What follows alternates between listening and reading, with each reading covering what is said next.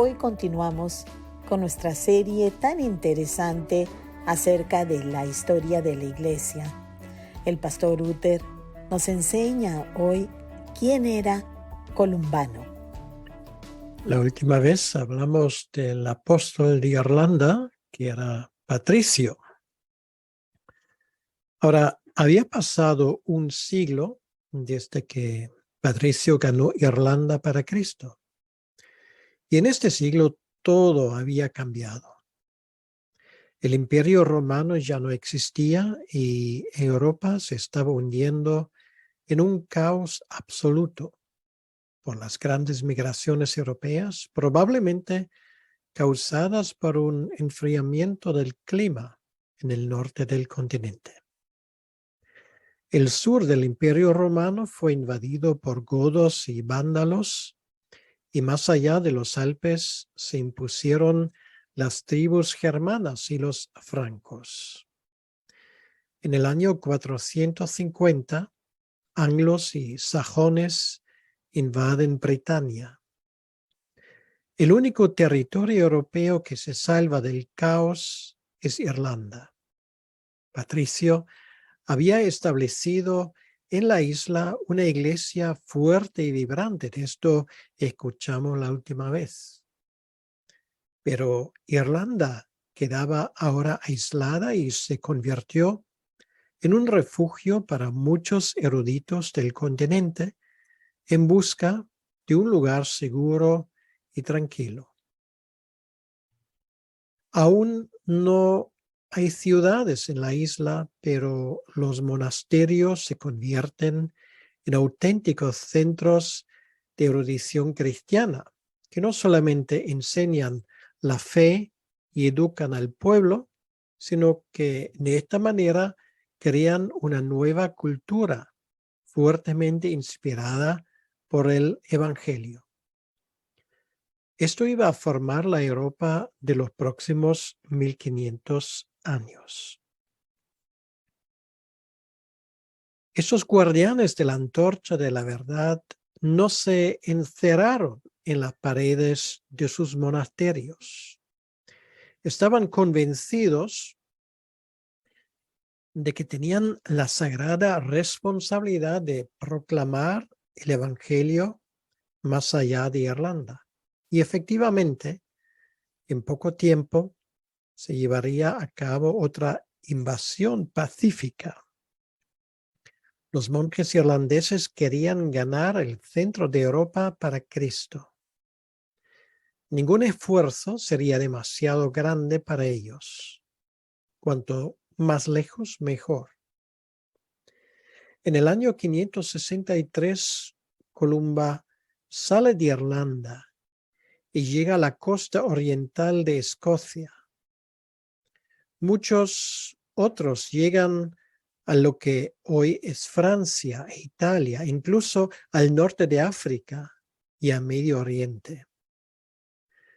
Un compañero de Columba, Brandan, va en la dirección opuesta y llega a Islandia y con toda probabilidad incluso al norte del continente americano. Pero ninguno tuvo más influencia en Europa que Columbano, que nace en el este de Irlanda y recibe una excelente formación en latín, geometría, retórica y Biblia. Su nombre traducido del gaélico al latín significa paloma y de hecho iba a volar muy lejos. Al principio no se le había pasado por la cabeza hacerse monje y mucho menos proclamar el Evangelio en tierras lejanas. Pero Dios tenía otros planes con este joven. Un día se encuentra con una mujer que le cuenta que le gustaría llevar el Evangelio lejos, pero añade triste, al ser mujer no puedo hacerlo. Esto impresiona tanto a Columbano que vuelve a casa con una decisión hecha. Iba a hacer lo que esta mujer no podía. Está decidido a despedirse de su familia y de sus amigos. Pero su madre está horrorizada y le implora con lágrimas a pensárselo bien. Columbano le responde: ¿nunca has escuchado que aquel que ama a padre y a madre más que a Jesús no es digno de él? En un acto de desesperación, su madre se tumba en la puerta de la casa para impedir su salida. Pero Columbano pasa literalmente por encima de ella sin medir palabra. Es típico de su carácter brusco. Columbano finalmente llega al recién fundado monasterio de Bangor, cerca de Belfast, en la costa este de Irlanda. Allí empieza a estudiar la Biblia a fondo, además de literatura clásica y los escritos de los padres de la Iglesia. El joven irlandés ama la poesía y la música, pero sobre todo la Biblia. Durante su tiempo en Bangor, copia la Biblia varias veces. Este tesoro le iba a acompañar en su obra misionera. Después de ser ordenado, sus superiores quieren que dirija el seminario del monasterio, pero Columbano no se ha olvidado de lo que realmente quiere: predicar el evangelio a los que no lo conocen, y quiere hacerlo en un país sumamente necesitado, Francia, que en su momento llegó a conocer el evangelio, pero que ahora se encuentra en un estado de gran decadencia espiritual. Hasta ese momento, los misioneros irlandeses habían luchado contra el paganismo, pero en Europa se iban a enfrentar ahora a un reto completamente distinto: avivar la vida espiritual de cristianos nominales. Francia, o Galia, bajo los francos, había sido asolada por la guerra fratricida entre los descendientes del rey Clodoveo. Además, la religión adoptada por los francos, un catolicismo muy dependiente del Papa romano, ofrecía muy poco margen para una transformación del corazón y de la vida.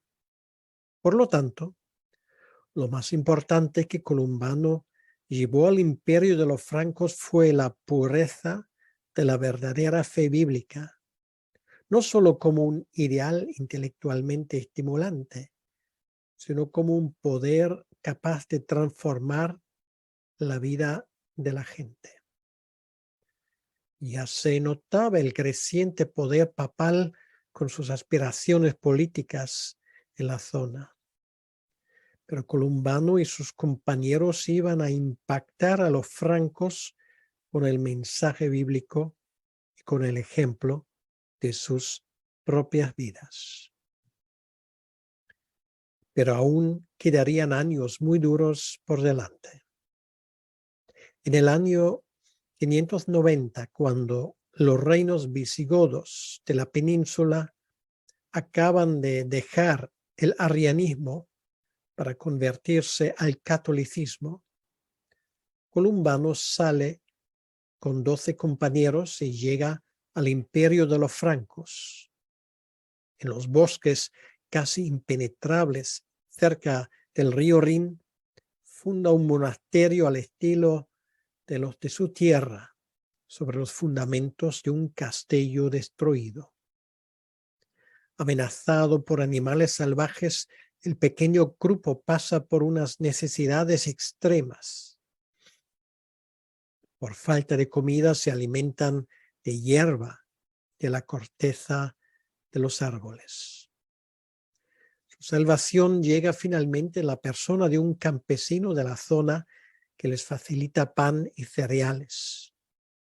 No pueden pagarle su generosidad, pero le agradecen su gesto de otra manera.